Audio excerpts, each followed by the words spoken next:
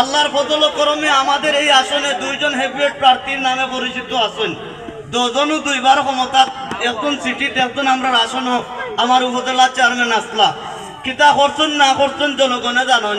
আমি ছোট্ট করে একটা প্রশ্ন করতাম চাই, কোনো প্রতিনিধি এলাকার উন্নয়ন করবার লাগিয়া তান বাপর জমিন উমিন বেশিয়া তো আমরা উন্নয়ন করুন, ঠিক আছে তো?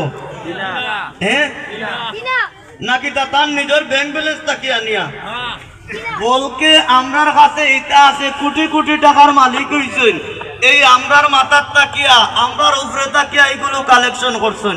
আমরা মনে করি এই দেশে অবহেলিত, বঞ্চিত, নিরীহ, শোষিত মানুষ যারা আছেন, আমরা সবাই নিয়ে সুন্দর একটা বাংলাদেশ গড়তাম চাই।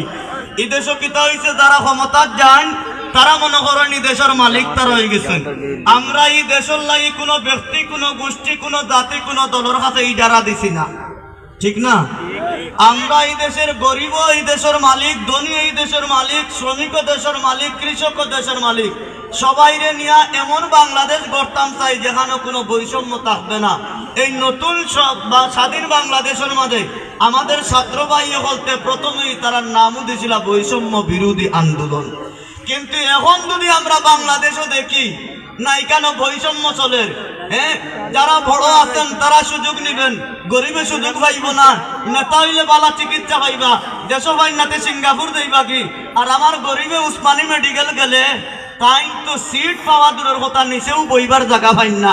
এইরকম বৈষম্যমূলক রাষ্ট্র আর আমরা দেখতাম চাই না।